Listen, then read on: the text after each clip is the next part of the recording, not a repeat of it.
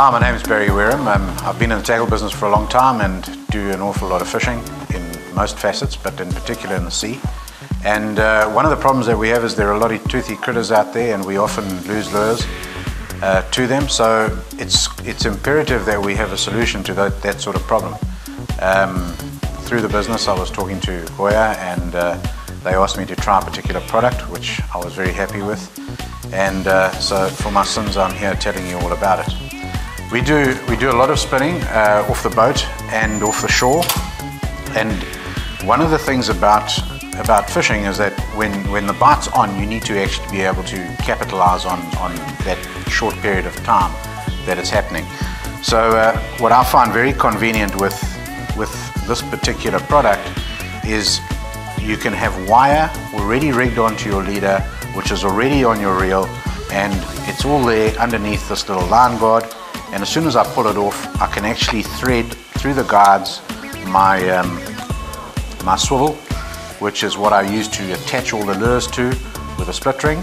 There's a short piece of bite wire there. You can actually bend it, you can do anything to it, and it just doesn't kink, it stays like that.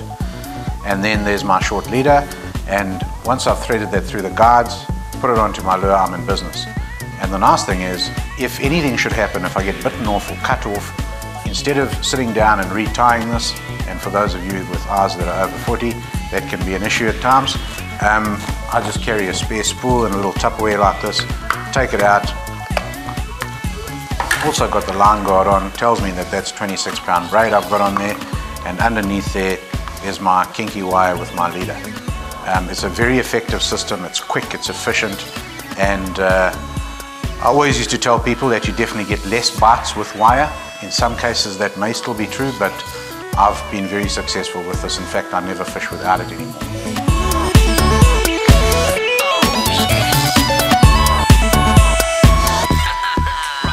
The difficulty with most people is tying the actual wire to the swivel.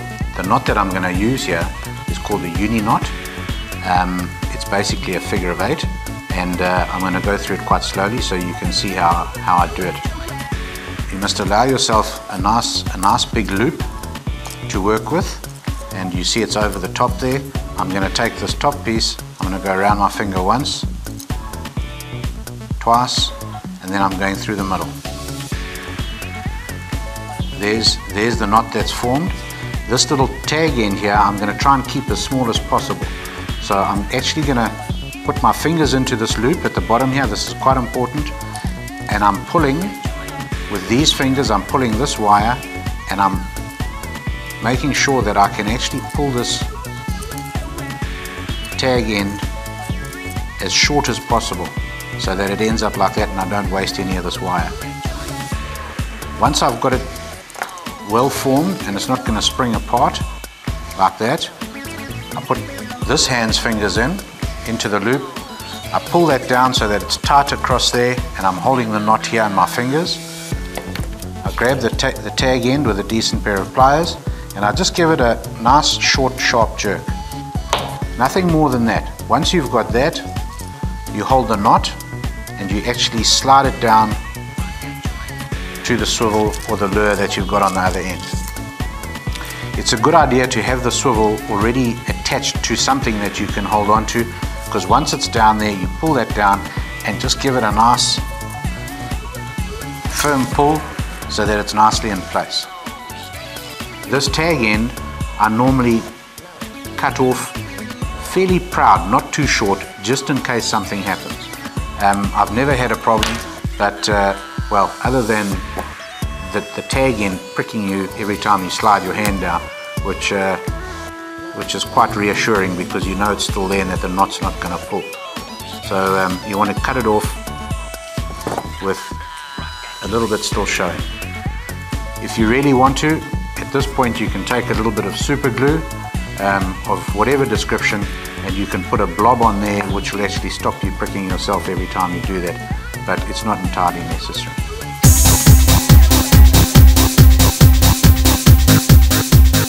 The knot that we're going to use here to join the Kinky wire to the fluorocarbon is a form of an Albright, which is quite a well-known knot.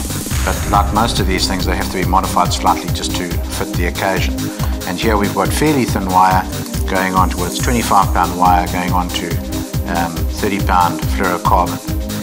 The thinner the fluorocarbon, or the line that you're attaching, the more turns you can do in this knot. If you get up to 50 or 60 pound in this, then you're going to be doing a lot fewer, something like 3 turns, but here we're probably going to do about 4 turns. So we measure off how long a piece of wire we want, and when we've established the right length, we just put a loop in the end of the wire there, and holding it nice and firmly, take the fluorocarbon and go into that. This is where each person is a little bit different in the way they hold things. It makes it a lot easier for some people to do the knot the way they know it, because they're quite familiar with it.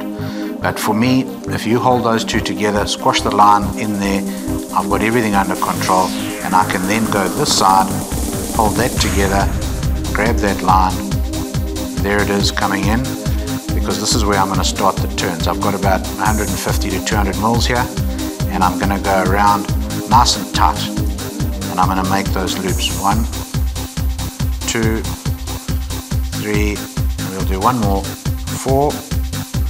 Now I've got to hold all of that in place, and I've done that by trapping it in between my fingers.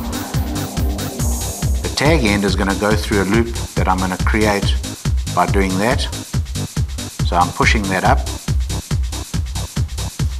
take the tag end and push it through there. So it's just going through that loop. Pull it out the other end, and you'll see here I'm grabbing this with these fingers, I'm grabbing that with those fingers, and I'm letting that extra loop out. At this point in time, third hand is required, but unfortunately the mouth and teeth are going to have to suffice. I'm going to be pulling on all of these ends. So in other words, my left hand is going to be pulling a little bit, but feeding these loops that I've got contained in there. You can see I've actually got them contained under my finger there and trapped.